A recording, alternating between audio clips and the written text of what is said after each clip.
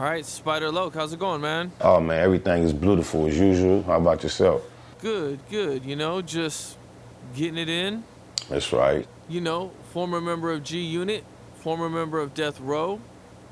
That's what's up. I don't think anybody else has those credentials. That's deep, right? Yeah, Might that's be what's true. up, man. How was your time at Death Row? Man, in hindsight, it was more to appreciate than I think I realized as it was going on. Being that I was on a label with artists that were, I would say, a little bit more high profile and actually in the system. Shout out Crooked Eye, the homie Eastwood. Shout out Lisa Left Eye Lopez, the late great. But I wasn't satisfied with the progress that was happening while I was at the Row. So much so that it got to the point where, shout out John, they used to run the website, the Death Row website. And because Death Row had a website and we were artists affiliated with the label, we all had our own portion. And when you go to the Death Row website, you could click on my name, then it was like my website. I had my own section, my own page. And as I had been politicking as a Row artist for quite some time, I started realizing doors was getting closed in my face, more so than being open as a result of being affiliated with Suge and his brand. So I had requested that the guy, John, that was running the website, I asked him, I had developed a pretty casual rapport with him as he helped me develop my portion of the website. So I just directly asked John, I'm like, hey man, can you take me down off that website, man? I don't want to be on it no more. And John's reaction was, whoa, I can't make no changes like that unless somebody from the office gives me permission, Spider. You got to ask somebody over there and then let them tell me and I'll do it. So if you can imagine me, I met Suge shortly after coming home from prison at one point in my life. And when I came home from prison, then I was awaiting his arrival. What'd you go to prison for? At that time, I think it was ex-con in possession of a firearm. Oh, okay. So I did 32 months with 80%. So I got out, and I remember the hot news on the actual news on television was Suge Knight is going to be released from prison soon. And I can remember telling people, when he get out, I'm going to make sure I meet him in 30 days. When that nigga Suge get out, I'm going to make sure I meet him in 30 days. Because I remember it was a common question at that time for people just to ask you, hey, would you fuck with Suge? And I knew it was technically the wrong answer, but I used to always say, hell yeah. Even though you would be like, man, that's Suge Knight, and everything you would see from afar, that's just that's the way I face everything in my life, So it's like, hell yeah, I'd do it, fuck it. So then when it got time to where I was out, and then I knew he was like the black sheep, I'm like, fuck it. When he get out, I'm gonna make it my business to meet Suge within 30 days. Around what year was this? This had to be like 99, 2000. Oh, okay. This was right when you got out of jail? I paroled in 99 the last time, yep. Oh, okay. So within that, yep, right, it was 99 then. So, however, when Suge actually paroled, the first 30 days, I didn't make 1 inch of effort to try to meet him. I had been declaring everybody that I was going to make sure I met him within the first 30 days. But the way I was living, active in the streets, moving around, doing other things, I didn't even make 1 effort to meet Suge Knight after he had got released. I don't know if it had been 2 weeks or 3 weeks, but before the 30 days was up, I got a phone call saying Suge Knight wants to meet you. Yeah, it's a type of magic that's been attended to my hip-hop journey. I have stories that precede that are just as magical, involving Dub C and Russell Simmons and Def Jam West and all that, but I'm going to stick to the subject. So when I went to meet Suge, I met him, and I asked him at that point when I realized it wasn't really going my way, it wasn't the best thing, because when he got out, he wasn't really able to establish himself as a brand anymore. We see it never happen. And I watched him realize that was going to be. He came home with all the aspirations of picking up where he left off, and I was invited to participate in that campaign. But after a couple of years, it was obvious it wasn't flowing like he thought, and I had to find the courage within myself to walk away from the biggest thing in the industry that I could ever imagine being close to. I'm a nigga from Compton, fresh out of prison, with a dream and a talent, a gift, and I had put it and I thought that I had made it to the level of the game that I was going to be able to make it to as far as the majors. And here it is, it's not working out. How the fuck do you walk away from this? If you walk away, watch two months from now, shit gonna get it cracking, and you gonna feel like you didn't walk away. You shouldn't have walked away. When I walk away, where am I gonna go? I'm finna go back to these garage studios with these other nobody niggas. Fuck it. I had to swallow the lump in my throat and ask Suge, I'm like, hey, my nigga, like, it's really coming to a point where I feel like it'd be better for me to be not affiliated with your label officially like that. I want to ask John to take me off the website. And surprisingly, Suge's reaction was real cooperative. He understood, you know, what position he was in. His hands was pretty much tied. And he just basically expressed to me that if he did get it right and I wasn't all the way satisfied with whatever I had going on, then we gonna do it when that came. No love lost. We parted ways amicably like men, the way business should be conducted. So that's why I say your question was, how was my time at the Row? I said I appreciate it more in hindsight than I did as it took place because I left as not being satisfied. But as my journey has gone beyond that and had more experiences with other individuals, and I look back on what it actually did for me and some of the things that I experienced, I appreciate it more. So about how long were you working with Death Row? I look at it as, I'm sure it wasn't 24 months, but I always refer to it as 2 years. About 2 years? Okay. You know, we've all heard a lot of stories about Suge. Do you think Suge gets a bad reputation? I think he gets a reputation that might not exactly describe him, but I wouldn't call it bad because I believe he begged for it. I think he kind of like, in a lot of ways, represented himself to be more of a lot of things than he actually was, and then he tried to fulfill that reality, and then he ran into some obstacles. Was there any, you know, we heard the stories about Suge making people drink piss. Oh, nothing of that nature. You never seen nothing Anytime like that? I ever been around Suge Knight and there was some type of physical activity going on, I was the one that initiated. Well, you know, I don't want to hash up no old wounds, but we've been in the parking lot in Las Vegas, pretty popular incidents where, you know, people were there and things happen. And even in the parking lot, I'll share this with you. I mean, just as a matter of fact, you know, I don't want to say nobody else's name. That's going to make nobody feel bad. But when I was affiliated with Suge, anytime I have been aware of any type of incident, of any type of altercations that actually turned physical, not only was I involved, I was the one that caused them to turn physical. Not against him. And we were on the same side of the issues, though. Right. Okay. I seen Suge make two producers fight. That was odd because, you know, Suge is an instigator, and we all have a little instigator in us. And shout out to Mark Sparks and my nigga Doug. They were two transplants from out of town producers with pretty good placements that were best friends. And jockeying for this industry and a spot in this game fell in the hand of Suge, and he played them one to another and had them niggas fighting like dogs, best friends fighting in front of everybody, man. Y'all knew better. How do you get them riled up? I don't know what their politic was. I know we was hanging out in the parking lot one day, and they came down as a trio from off the elevator with the argument going, and then next thing you know, it was on. Shit, was just smoking his cigar, just, you know what I'm saying? We had to pull them off each other, and yeah, but they was best friends from a whole nother state and came out here chasing their dream, being politicking, maneuvering, and then ended up at that point. Oh, okay. Did they squash it afterwards? I'm not sure. But I mean, from my awareness of the relationship they had, I would assume they did, but I can't speak to it, whether to say or not. Okay. You know, a lot of people don't know, but Suge did a lot of good things, too. Such as? Okay, this is what I heard. So I can't say I've seen it. Such as? No, you said you've heard. I'm curious as to what have you heard that he's done? I heard he bailed a lot of people out of jail when they needed it.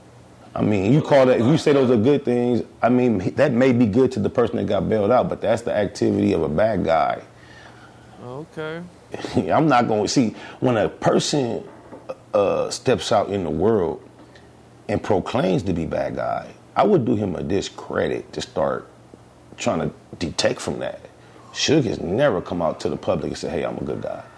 So I'm not going to be on a campaign to try to make his character seem better than the general perception. I pretty much see the same Suge everybody else has. And anybody is definitely going to have someone closer to them than the public that's going to feel fond of them. That's just life. You have a team, you have a unit. How far he allowed those good vibes to stretch out beyond his very most inner circle, I can't judge. I haven't heard about a lot of good things that Suge did. I did appreciate the Mother's Day dinner that he threw every year to celebrate the black mothers and give them a chance to come out and see Beverly Hills. My mother got to participate and meet a few celebrities she was excited to meet. That's one good thing I could say that I saw Suge dedicate his time and energy towards. You use word like a lot, though. I don't know about a lot. Okay, well, you feel me? Maybe. I'm pretty precise with the words I choose to utilize. It's what makes me most appropriate to sit on this throne is the one. Okay. Yeah, because this is a game of words, hip-hop, right? At least it was supposed to be. It's a what? A game of words. Yeah. A battle of words. Yeah, I'm the one. All right. So recently you've been making a lot of noise on the internet. I noticed that. That wasn't intentional. Not at all. Oh, okay. I'm a person that they had to force to get involved in this new wave of social media. Yeah, from what I can see and what I think is you can no longer be just a rapper. Like, you have to have social media game. Unless you're like Drake. But see, look what the platform, he started from other than rappers. So even your point still stands valid. It's just that when you say have to be or can't, I don't use those words because then you got the exception to every rule. So I say most likely it's to your best interest that you are more than just a rapper. So I would agree with you with that sentiment. Understand? Yeah. I'm just pretty exact about how I say things, especially in a game where people are always trying to recount what you said, hold you accountable for it, twist it up. Right. It's gonna be hard to twist me. You feel me? Right. Yeah. I feel that.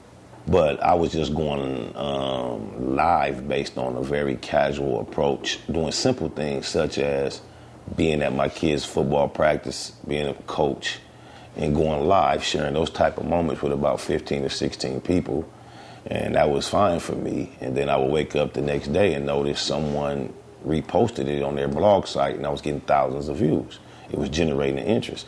It had been over a year and I still hadn't looked at it as a tool or outlet or a platform to utilize for my career. But what actually happened was it started happening a few months ago. I was going live, just talking to a few people, sharing some incidents, using a few industry names that just happened to come up in my casual conversation because these are casual stories about my encounters. But it's how I learned what clickbait is. There's a whole industry out there that survives and manipulates off of clickbait as far as the internet getting views. I guess when I casually speak and tell my story, certain names come up that are very valuable in the clickbait world. So people snatch them and they use these thumbnails and they make these stories. And I just realized that my actual reality fits in on accident. What story do you think got it popping the most? Well, I was blessed with Young Buck being exposed. There's a guy that likes boys instead of girls, and he was trying to hide it. I happened to be very close to Young Buck prior to that being exposed. So someone, when it first hit the web, made it their business to make me aware of it. So I was one of the first people that became aware of it, and because I was so happy to see his downfall, I was attempting to share it with everybody I could as rapidly as I could, and that kind of helped spike a wave. Bangadocious 3. Young Buck been dead. Go get it. Have you seen me on Wheel of Fortune? I didn't, man. I just heard about it, though. Yeah, Pat Sajak told the whole world to play the game like me. Oh, wow. He said I made it look easy. Shout out Pat, Curtis from Compton, the security guard. How'd you... Okay. How'd you get hooked up with Wheel of Fortune? Oh, it's one of my favorite Lifetime shows. A long time ago, about 15 years ago, I sent in a postcard attempt to get a call back, never did. Was watching it in more recent times, noticed when it went off, it said the way to submit to be a contestant was through email this time. Made an email submission and got a call for audition. The rest is history. 6.5K in 22 minutes, fastest cash I ever made. I had a big old bag of money though. I got choked. It was one of them. I got nervous. I had a lot on my plate, and I choked and dropped a big bag of money. Y'all saw that. Damn. Oh, on the game? Yeah, I actually won 3 out of 5 puzzles, and I was going for the 4th, and the moment just got a little overwhelming for me. I had a daughter that was just becoming at driving age. She and I wasn't seeing eye to eye on the issue. And I had both halves of the car. Wheel of Fortune is one of my favorite shows. I always thought it was extremely unfair that they required you to get not only one half of a car and then get the other half of a car, and then you had to solve the puzzle in order to win the car. I thought they made that extremely too difficult. So imagine my surprise and shock when I find myself at Wheel of Fortune with both halves of the car, and I am ready to solve the puzzle. And the puzzle was for the car. My daughter ain't spoke to me in a week or two. I'm thinking, ooh, look, I'm gonna make up. I got you a car, and it was like Michael Jordan missing the free throw at the last minute. It was a puzzle I could solve in my sleep. And I dropped about 30 bands on a ground trip to Jamaica in my daughter's car.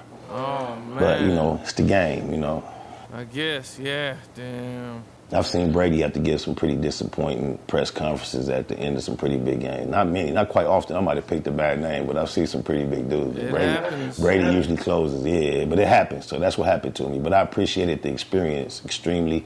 It was one of my dreams come true. It's like I've always had a fondness for word puzzles and crossword puzzles in class whenever they were timed. It seemed like I always got them first. I would be so nervous somebody was going to beat me, and I'm looking at it, but I would always get mine first. So for me to be able to be there. Then, when you watch it on television and you're successful at the game, you always assume that when you get there, it's not going to be that easy. But it actually was easier than I expected to be. Now, how did you squash your beef with Daz? Or before that, how did everything happen between you guys? For Daz, it's been so long ago, it's hard. Oh, you know what happened? I was on the road. Take us back to the road. Okay. So, yeah, remember I said Suge is the instigator? And then, I was a young fool back then. And I allowed Suge to utilize me in his back and forth that he had going on with them. And I said some things on a record on a Dysfunctional Family soundtrack. And so initially that's when you said something about Snoop or? It's initially when I was Snoop, Daz, Trey D, I think Badass.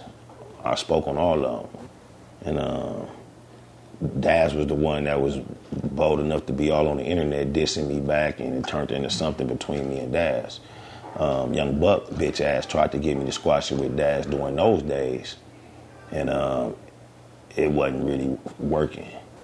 So just recently, in the year 2018, I happened to be attending a Westfest concert that the homie Edie Amin from the Outlaws, shout out Noble, Edie Amin, posted at the trap everywhere, go get that. He threw a concert, and I was there. And when I got there, I saw Daz. He was in the GT Bentley, trued up. The C hat on, the blue Bentley at the back gate. I took it upon myself to approach him and squash that shit. You know what I'm saying? When it's all said and done, Daz is a legend and a pioneer on this West Coast gangster shit. He an East Side Crip. It's Crip business. I way out of line in the beginning to let a Pyru just put me against a Crip for hip-hop purposes back then. And so, reevaluating all those issues, I felt like it was on me to be the bigger man and address Daz and squash that shit. And I salute Cuz because he quickly squashed it too. And then we did a record, knocked it out real fast, ended up on my Politicking CD. And that's what happened with Daz. That's what's up, man. Yeah. It's always good when people can squash it. I mean, I don't know if it's always good to squash it. If it doesn't go too far. I mean, doesn't much go. Like, I feel like the new wave niggas get it cracking more than our back generation. Wasn't much, there's a lot of rapping going on. These new niggas get it popping. These weird, but I'm talking about these weird dressing niggas have a lot more encounter incidents when they don't like a nigga. I mean, this shit goes down these days. It's like these rappers is getting to each other and seeing about what that nigga talking about. Like, you see like niggas like Gonzo do all this talking, and he never encounters none of these niggas he's talking about. But everybody he's talking about is encountering one another. But nobody never bumps into Gonzo. Where you hiding that, boy? How did you meet Young Buck? I met Young Buck in Atlanta, Georgia. I was fucking with this nigga named Kill from Grape. And we was doing our thing back then. I guess you would call it trapping. And actually, Kill had went to Atlanta with my nigga Kill at the time. And, isn't Young Buck the one that introduced you to he 50 was, to everybody, yeah, right? Young Buck. I met him in Atlanta, and when I met him, he was already down with 50. Oh at yeah, the he was time. on a road trip. I met him 2 days after the G Unit spinner got stolen, got jacked in Chicago. Oh, okay. Yeah, so instead of him, when he left Chicago, he came to Atlanta. And we had some mutual acquaintances that made it to where, shout out my nigga Sibo from Cashville, Tennessee, who introduced me to Young Buck. Because of Sibo, we were able to be in the same place. Matter of fact, because when Buck got to town, he was on the radio run. He went to the radio station versus going straight to his hotel. A portion of his entourage came to the hotel first. And that portion of his entourage was in contact with the people that I knew. So therefore, when Young Buck made it to his hotel room, I was already in it because of the niggas I was affiliated with. Shout out Murder Rich, too. I remember Murder was there day one. That's the first nigga I really remember seeing, Murder.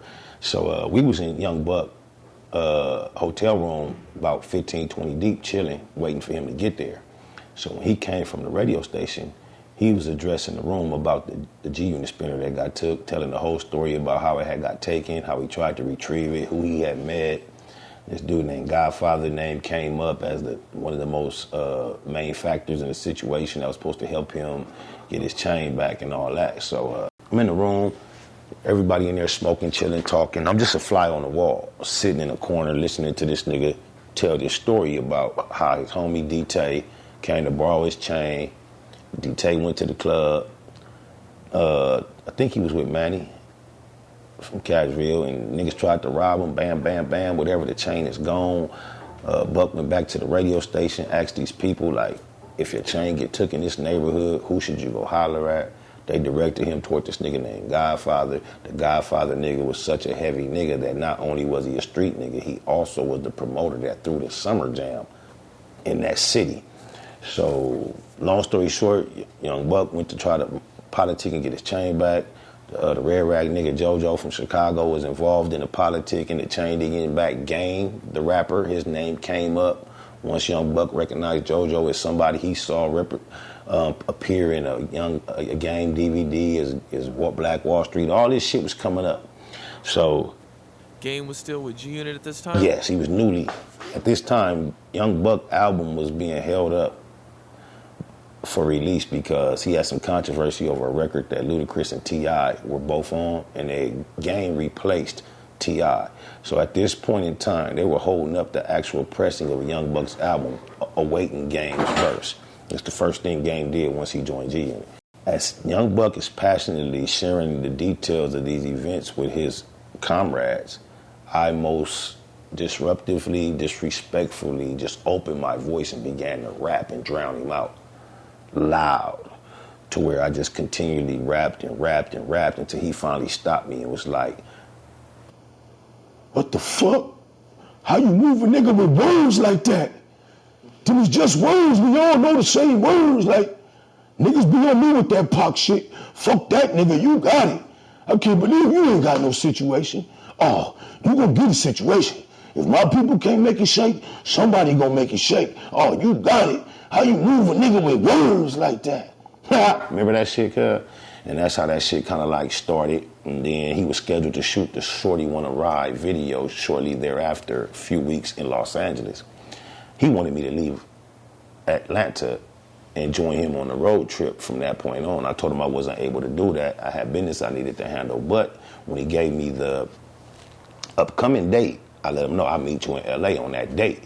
So that was the Shorty Wanna Ride video shoot. And that's where I had the opportunity to be just as disrespectful to 50 Cent when he was having a conversation about the same chain to a lot of the same niggas and some more. And he was telling Young Buck at that time, me and Piper, Piper Snipe, who was also on politicking with me and Fast Lane Fig on the demonstration song, he was in the trailer with me. Sibo was in there, a bunch of other niggas. But 50 was telling Young Buck, D-Tay is over. He can't take no pictures next to you. He better not be on no music. Who is this? D-Tay, that's who actually got robbed for the chain. Shout out Yellow Fella, you know facts is facts. Wait, now let me tell you something to share the difference between a Young Buck and a 50. As I began to drown in Young Buck out and rapping, I developed eye contact with him where I could tell, like, oh, yeah, I got him. And it caused me to be at my best. The difference between 50 Cent, when I did the same thing for 50 Cent, that nigga was staring at me like a statue, like cement, had me double, like second guessing in my mind if I had made the wrong move or not. Because this nigga would, you could look in a person's face and kind of see their reaction if they feeling you or not. And if, you know, with Young Buck, I was able to, like, you know, obviously control his reception and make him feel me. That nigga 50 just looked at me like I was a motherfucking fool. And to the point where I didn't just keep rapping until 50 stopped me. I had kind of got to the point where I was looking like, uh-oh, I think I fucked up. And I just kind of like, I said I could go on. And he was like, for what? He started telling people around him to get my number, and it went the same way. But for the whole time that I was performing, that nigga was looking at me like, who is this nigga and why is he talking? When we were in Atlanta, long story short, okay, after, you know, I rap Young Buck, and now I'm on the team now. Okay. He called Shot Money, told Shot Money this, Shot Money that. Remember, we're going to take you back to this Godfather nigga. Now, I remember some of the names he mentioned. He mentioned Made Men. That he saw Made Men Chains and Kanye West coming out of this room and that room. They were in Chicago. And Kanye hadn't really turned into Kanye. He was just Kanye. And he was there at the Summer Jam. And Buck, you know, Buck's scared of everything. So when he's telling his story so passionately, he talking about how he walking down this dark hallway and kind of niggas just coming out of the hallway with Made Men chains on. Made Men was also the Benzino affiliates that had a problem with Eminem. So in his mind, this is as much as gangbanging he ever got to do. Being a rap crew that didn't get along with another rap crew, and now he feel like he gangbanging. So he's telling his story like there was a lot more threats that were there. But it sounded good when he was first telling it. You know, I didn't know he Made Men. I'm like, but all I know when he's mentioning Made Men, my nigga J.O. Felony worked on a Made Men project. So he mentioned Game Name. Checkmate. He mentioned this Godfather nigga. So my play was to try to show this nigga I'm tapped in. I got on the phone with J.O. like, cuz, it's an incident happened, Chicago, G-Unit Spinner, whoop-de-wop, Made Men chain, my nigga, tap in, see what you can see. J.O. on the speaker, like, I don't really know, but I'm gonna see, cuz. I'm like, all right, good looking, Crip. Then I call Game. I'm like, now, Game and I had a relationship that was pre-existing this day. And, you know, me being who I am, I met Game battling for DMX, crushed him. And from that point on, we was homies for quite some time. I can't really give a perspective if it was a year and a half, 2 years, somewhere like that. And he had never made any type of, not that I deserved it or was desiring it or needed it or wanted it, but just as a fact, he had never made any effort to include me in anything as far as his career or furthering mine or nothing. So I actually ended up on the inside of a G-Unit situation. When he walked in the room, he saw me there and was looking like, what the fuck are you doing here? Without any of his assistance. So you knew Game for a long time. Before G-Unit or anything, and it just so happened that lined up like that. And I'll set that up to let you know one day I called him out the blue concerned about a G-Unit spinner. And I know in his mind, he's like, what the fuck is he giving a fuck? I'm in the room with Young Buck. It's like, matter of fact, I think Buck called on his phone, then I began to talk. I think that's how he first realized, like, what the fuck? So I'm gonna keep it real. My spiel back then, when I approached everybody I knew, J.O., eventually Suge, Game, and everybody, I said, cuz that spinner got took. I said, my brother was there. I feel like it got took from me. My brother wasn't there, but this is how I explained to these niggas who wonder why I'm so give a fuck. I was telling them, the G-Unit spinner got took, my brother was there, I feel like it got took from me, and I'm trying to see what could happen about getting it back. So that's how the politicking started on my behalf. And Buck called the Chicago nigga, Godfather, salute to that nigga. And Godfather, he happened to say, when I got on the phone with him, I'm like, yeah, the chain got took. My brother was there. I feel like it got took from me. I'm from L.A. When I told him I was from L.A., in order to make me aware of his stature and his status, he was like, well, if you from L.A., you need to know. When I come to L.A., I touch down with niggas like Suge Knight. My response, well, if you talk to niggas like Suge Knight, ask him about Baby Spider from 97th Street, East Side, East Coast, whack, whack. That was my spiel back to him. Now, that was a chess move. Suge had the opportunity at that point because, mind you, remember, I walked away. Now I'm over here with these niggas he don't like. Suge had the opportunity to downplay what I represented right then and kill it all. But, however, this is why I salute Suge in hindsight when I start analyzing the whole play. The Godfather nigga called Young Buck back and told him that chain is gonna come back and you could thank that spotted low nigga. So when I analyze it all, that means when I put the 10 on the 10 that I actually deserve, Suge validated it versus hated like a lot of these other niggas do. That's why I salute him on that level on some real shit. And therefore, the actual process of the chain changing hands to get back, I couldn't tell you. But I'm going to tell you this. When I first started hitting the circuit with these niggas doing interviews, and I was in the room, the one thing every DJ wanted to ask me about was, now, Spider, I hear you got your deal because you got the G-Unit spinner back. So that was what the buzz was. You know, I thought this was pretty interesting. I think you gave just a quick story, but when Prodigy dissed Jesus on that record with 50 Cent, I was offended. Yeah, I heard you guys had a conversation about that. Yeah, you know, even though you want to call it gangster rap, thug, crip, whatever, I was raised in a very religious surrounding setting. I went to private school. I've always, outside of that, I have a spiritual nature. I think in the spiritual realm a lot. So whether I'm practicing any actual religion, I always tend to acknowledge God. And I was brainwashed at one point in my life to believe Jesus was God. The story of the actual blonde hair, blonde hair, blue-eyed Jesus, I believed he was born to a woman who never had sex. And I also believed before he was born to her, he created this whole universe. And when you're raised in a Protestant situation and you go to those type of schools and you're very indoctrinated, these are the type of things that they program your common sense to accept. And when Prodigy felt bold enough to speak about the creator of the universe that was born to a virgin, it was like, to me, it's like that was too bold. And I'm not no nigga that go to church. I don't preach and give Bible study, but still I felt like Jesus was the homie. At least you don't just be that disrespectful. So I think as we were moving around on tour, my attitude toward Prodigy kind of curved a little bit, and I don't remember how the conversation got sparked, but eventually we got to debating that issue, and I was letting him know what I thought, and he expressed to me how he developed the respect for me out of just based on the fact that I'm the only one that was offended. He was like, nobody else gave a fuck. Some people were shocked and laughed it off with him and was like, you crazy, even asked him why he did it. But as far as what he thought I represented as an individual and what everybody just assumes that I represent, I was the last person he thought that would take offense. So that's kind of like how we develop a bond beyond just giving each other dap when we see each other. After that point, it was like he was my nigga. And he also expressed to me the artistic side of what he was doing, that he really, and I don't have the fondness for the Jesus character that I had back then anymore anyway, but he also let me know that it wasn't, his real sentiments weren't as vile as they appeared. It was an art form. Oh, okay. He didn't mean it as bad as it sounded. Yeah, kind of like when your girl mad at you and she said, I hate you, motherfucker. Right. The woman who loves you the most can find herself saying that at times. So he kind of gave me that type of parallel, and I understood him a lot more. You know, Prodigy was suffering from affliction that he didn't just scream and hide about. You know, he described it as 24 hours a day, all day long. It feels like he's standing on hot coals. That's the type of pain he dealt with and that he had to internalize and just accept.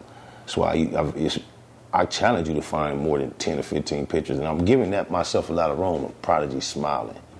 I never can really see that nigga, remember seeing him smiling.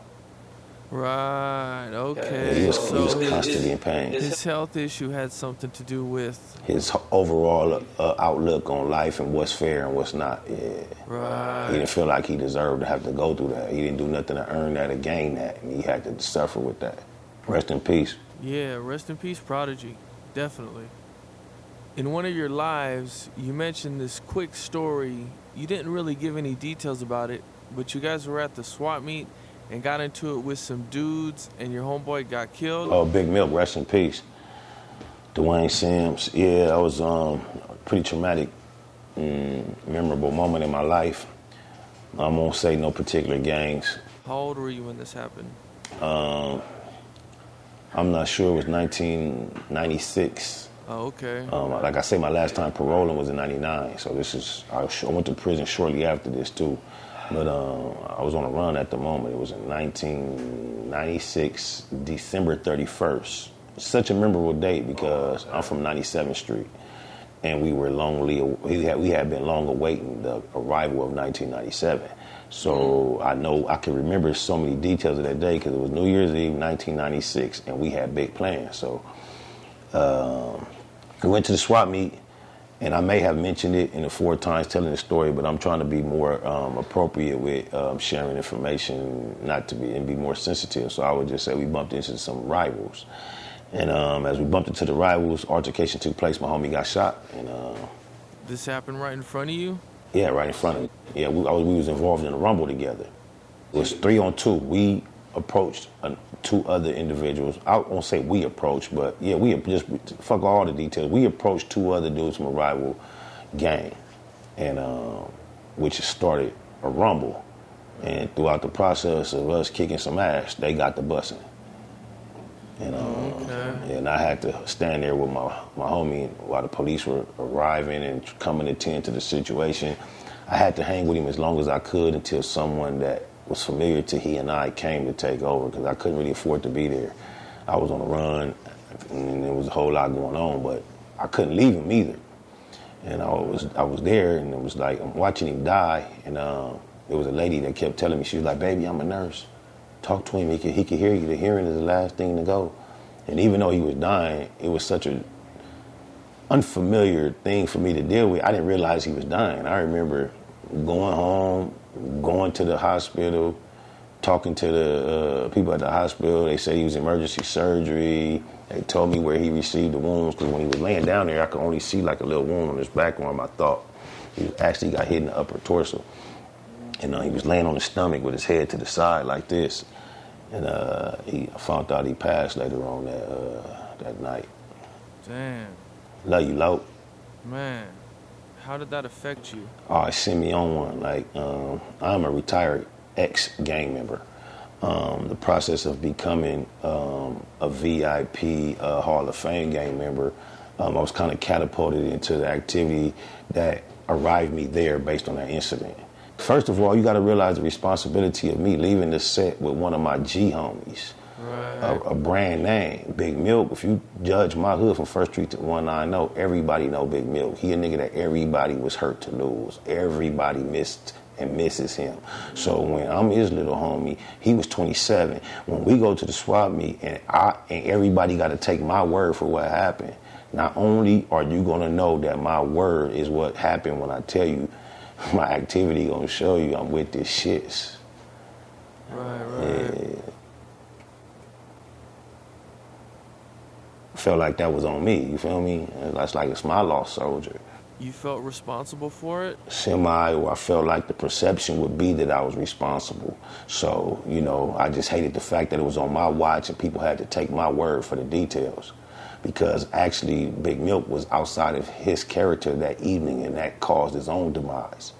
He was typically a peacemaker in those type of situations, being that he was the G'er homie, the older homie, and we knew we were going into neutral territory where it was possibly enemies, and people shop, and we usually go in and out of there, and people mind their business. But because it was 1996, shout out Ray Dog from Six Deuce, he had just had the homie Milk on his feet really for the first time in his life. He was having money, doing things, and 1997 was coming. We was in the swap meet. He was having fun. His energy was up. He was doing things like acting like he finna steal a stack of clothes and making the Asian lady chase him, and then he turn around and show all his money. Like, "I'm just playing, mommy, I don't need it." And then even though he did that here and there, like everybody that worked in every booth in the swap meet knew him. So he was talking to everybody, playing with everybody. And then even though he had all that money and he didn't really want to, I remember he was really excited because he stole a beanie. He just got sticky finger. He had a beanie and he was like happy to have a beanie. We saw the rivals, and it was his energy that initiated the whole shit, which is not what he would usually do. He was just caught up feeling himself. He got his 2 little lokes with him, and he initiated the little activity. We just followed suit. That's the big homie. We gonna, and it went bad. And, you know, as far as the homies is concerned, they might wonder, guess, back then or whatever, but it was just like, I'm glad it was another homie there. At least it was our word, and that we didn't have to get our stories together. We both knew what happened. Recently, I seen you talking about an encounter you had with Young Scrappy. Can you talk about that? Lil Scrappy. Lil Scrappy. I told it. It's a story that's currently catching a lot of wave. And, you know, it was just an experience I had with Lil Scrappy. He asked me to do him a favor. I went far outside of my way to do the favor. When I got to the location where he's supposed to be to receive the favor, he wasn't present. He wasn't able to be contacted. It awoken some anger in me. I wouldn't get opportunity to see Lil Scrappy until probably some weeks later, in a whole nother state, whole nother location, right after I had just had a fight. And when I saw him, I don't know. I just reacted and I punched him. And what happened after that happened? Was there anybody else there? Oh, there were quite a few people there. The whole G Unit crew, including 50 Cent, his lawyer at the time. How'd everybody react? Were they mad at you? Were they cool? Were they like? There was confusion. There was anger. It turned into like a pushing and shoving match. A lot of chaos between myself, Mike Lighty, and Chris Lighty, who were very interested in Scrappy's presence at the event, and I wasn't aware of it. So I had found myself in a position caught up trying not to overreact and really fuck up and fight back when Chris and Mike were kind of being aggressive toward me. And I had to find a medium where I wasn't punking out either, because the niggas was pretty hot. Right. They weren't throwing punches, but they were coming toward me and they was on fire. And if I'd have just reacted just regularly, I would have fucked up. So I was trying to like calm them down and still like hold up, my nigga, like, you feel me? So, but you know, because I believe my intentions were pure, it all worked out for the best. We was able to calm the initial wave. What was Scrappy doing at this time? Recuperating. Oh, okay. And once he recuperated and we kind of calmed it down, Mike and Chris mediated on his behalf with me. We politicked and talked.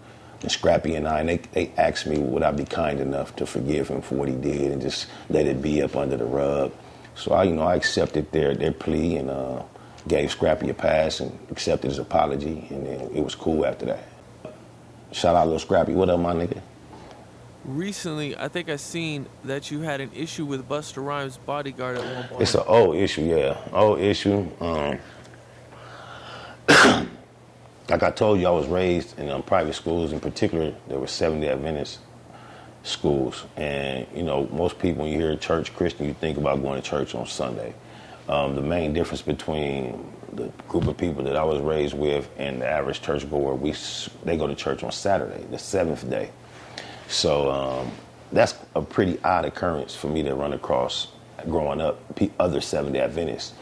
One time, watching some type of hip-hop show, I believe I became aware of that Busta Rhymes grew up affiliated with Seventh-day Adventist schools too. So as a kid with a hip-hop dream, that was like something for me to hold on to mentally. Like, that's something I got in common with somebody that made it. If I ever got into an environment where I could approach him, I would lead with that type of talk so we could feel like we were, we had a connection outside of this rap shit. And with my general image, I knew that as the years went on, when Busta Rhymes crossed my mind, that would still be my general plan, because I knew that would like contradict the image people have of me. So I would always like to lead with things that would shock people based on what I figured they would already assume. So we flash years and years. This has just been something in my chamber of a bucket list type thing. I'm in Connecticut at 50 Cent house shortly after Lil Scrappy did the gun shit. Okay. And I had only spoken to him on the phone since then. And I had planned on, to be honest with you, just when I see Scrappy, just holler at him and it's over with. It wasn't nothing I was going to trip on him about. But just the way things have it, I was at this party and Busta Rhymes was there. So I wanted to approach Busta Rhymes about, guess what? Some spiritual, church, nerdy, innocent shit. I want to talk about church school. So as I was going to approach Busta Rhymes, his bodyguard made it his business to try to like impede my progress. We were inside 50 Cent's house, the mansion in Connecticut. So as he was like trying to stop me from going further, I had been at this house for like 3 days straight before anybody had got there. Watched them put this whole party together. I watched every guest get bussed in, get here, and now the party is going full speed. They got a whole casino is going. Ain't nobody told me where I can go in this house none of that time. So it's like he's trying to stop me from getting to a general area that Busta Rhymes is in, but that area is not, it's nothing. You really overdoing your job is what he's doing. So as he's trying to hold me back, I very politely am like trying to get his hand out the way, but I'm showing him my tattoo. Like, my nigga, it's cool, I live here. But he was on some like, yeah, it don't matter. So what? You know how this go shit. And he trying to hold me back to the point where now we having like a tussle, and it slipped like that and hit me like when I bit my tongue, and that caused me to fire on him. Then we had a rumble, which in the end of it, he and his counterparts kind of got the best of me. I ain't gonna say he and his counterparts. I think I got kicked while I was down by a third party. But he himself took me down and restrained me. He was a self-defense, big old strong nigga. That nigga grabbed my thumb and did some shit, and Busta didn't get involved.